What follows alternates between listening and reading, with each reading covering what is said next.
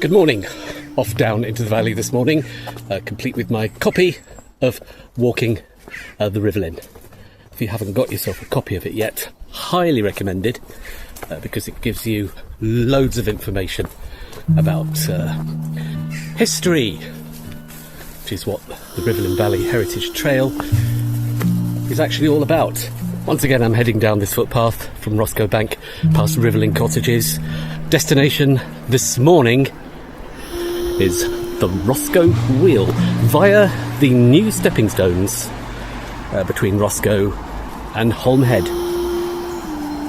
Now, there's quite a few different ways to get to Roscoe Wheel. The official path, the main one, is on the south bank of the river, and then there's a path on the north bank. In fact, there's two paths, and there's one coming down directly from Roscoe Bank as well. I'll be checking all of those out. It's a beautiful summer Monday morning, the 30th of June 2025, in real time. Bit of a heat wave today, so I'm down here fairly early. It's about 9:15. Just walking past the site of Little London Wheel now. So we're heading towards the stepping stones. Now, I told you that, in the last episode, we were trying to find the original stepping stones that were removed in the early 1970s, and indeed found a couple of those original millstones kind of semi-lost in the river. But in the early 70s, that footpath, albeit with different stones, was moved about 100 metres downstream, and they've been there ever since, so that's where we're heading for. And if you like old industrial remains, well, there's quite a lot to be seen at Roscoe Wheel, as you will find out.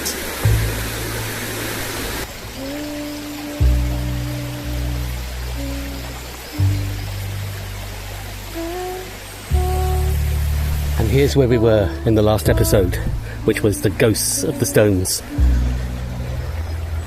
where the old stepping stones used to cross the river to the north bank, right here.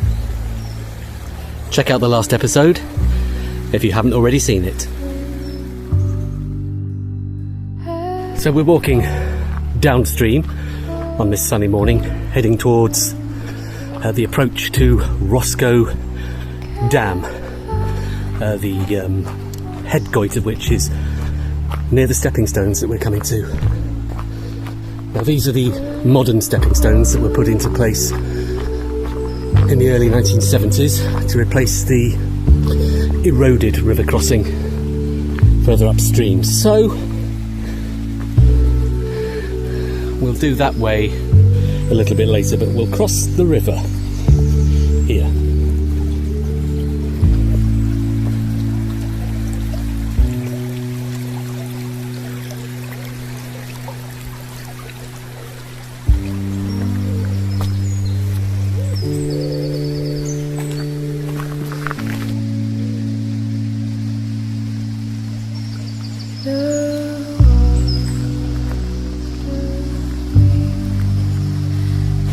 Interesting here because we're coming up to the Roscoe Wheel, which was used for filling the Roscoe Dam.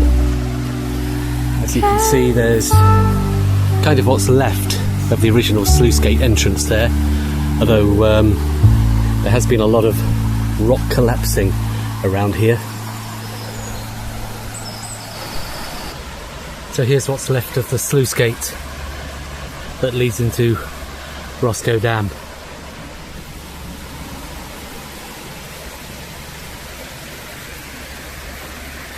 Looking a bit dishevelled.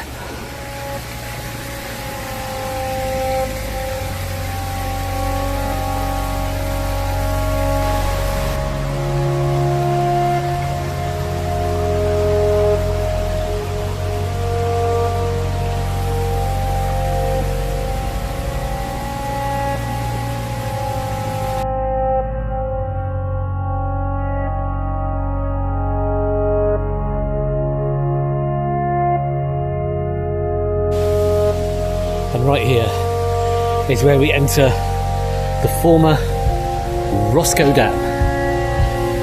Yes, we would be underwater back in the day.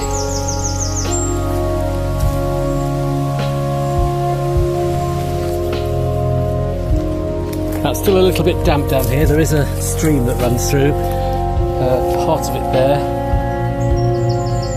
So if you do come down here, be careful where you're treading, because you could potentially lose a shoe in part of it.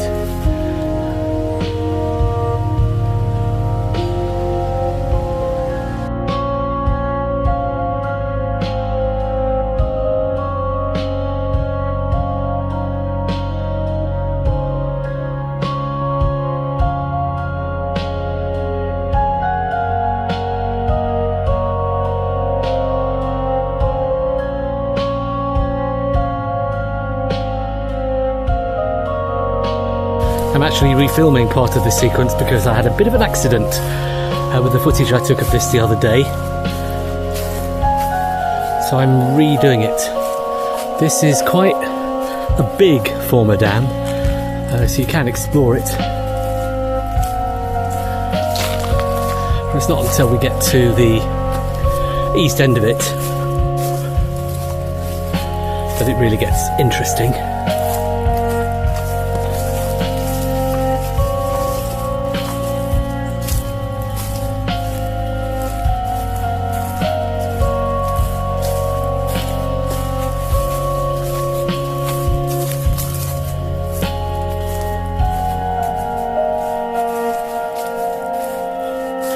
So, fighting my way through the undergrowth, I'm sort of at the north side of where the dam would have finished. Somewhere along here we should see the dam wall.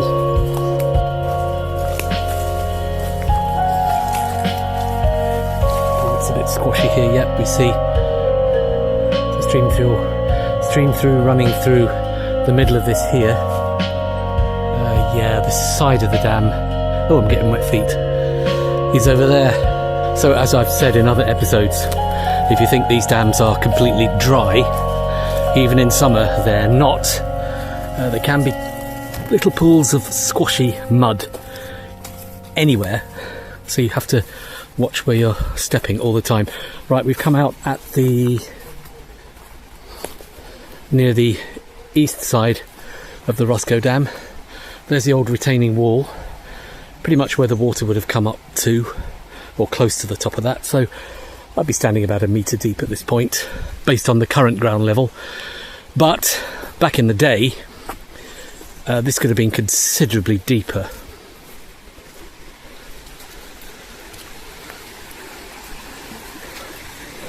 Now right at the edge of the dam here, that's the original Roscoe overflow. And as you can see, it's still got some of the original sluicegate machinery there. You'll find quite a few examples of these rusty old sluicegate mechanisms. Some of the original ones are still here. So from the overflow we'll move round, climb up onto the dam retaining wall. As you can see, it's mostly jungle, but with some wet areas, as I've said. And we'll just walk along here. We come to some of the best wheel pit remains in Rivelin Valley, and that's of the Roscoe Wheel. Now this is quite awesome, because look, you've got an original stone-built archway there over what would have been the Pentrough area.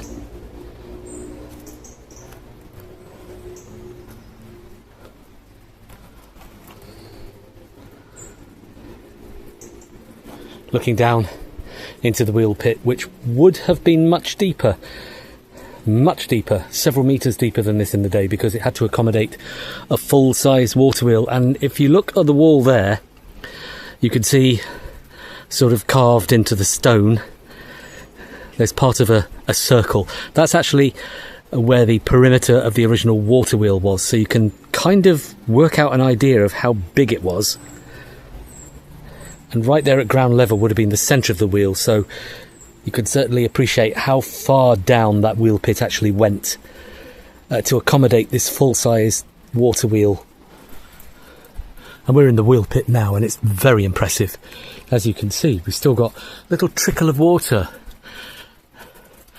flowing over where the Pentrough would have been back in the day.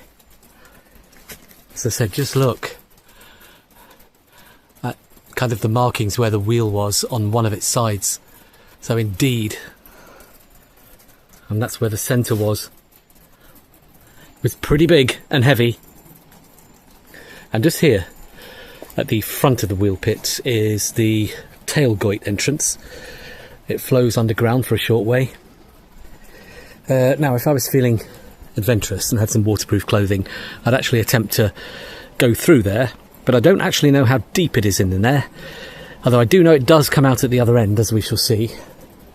But for now, we'll just focus on what's left. Looking up there, that's where Roscoe Mill buildings were, and it was actually a two-storey building, and there was an entrance up there onto the footpath for the mill workers to come to work. Straight into the second storey, which is quite unusual actually in Rivelin, a second storey to a mill. So we're actually inside one of the rooms of the old mill, of which 3 of the original walls are still here, next to the water wheel, which would be just in front of me. And this would have been some kind of room here, probably because it's so close to where the wheel was, with lots of the gearing and machinery. And up there would have been the second level.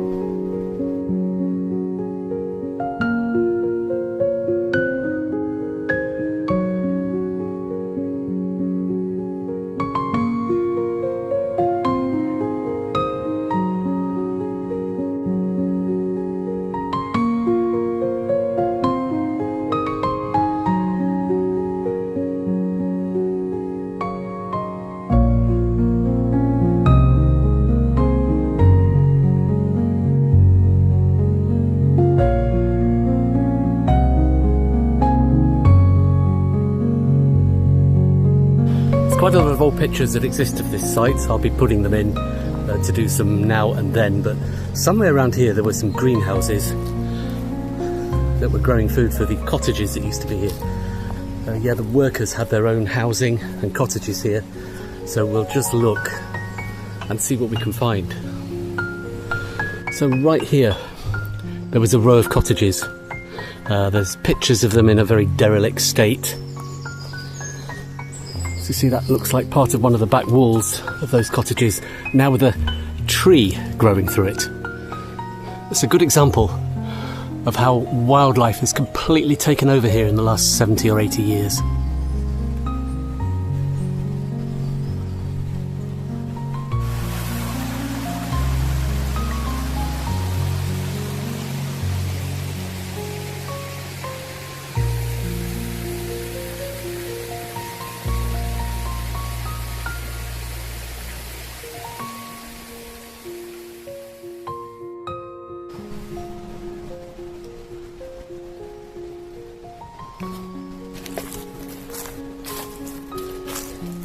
Part of a side wall there for the row of cottages that were here.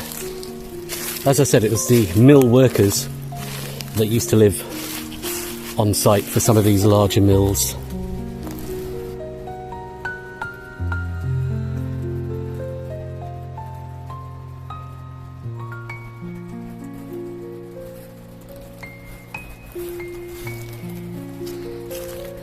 And we do have lots of remains of the original mill buildings here. Stone slabs, lots of original stonework, the foundations.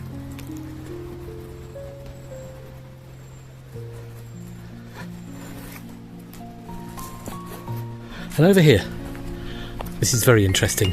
This would have been at one end of the building. What is this? And what was its purpose? And why is it here? Looks like something from Stonehenge, doesn't it? But what is it? And what did it do?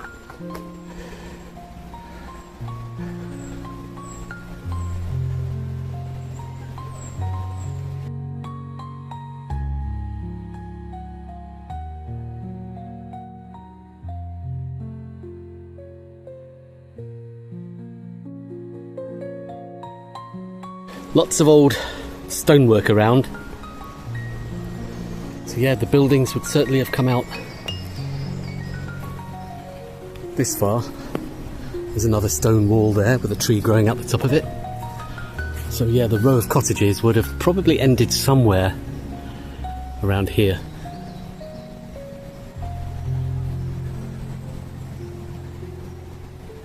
And just over here, we've got where the tailgate of Roscoe Wheel emerges.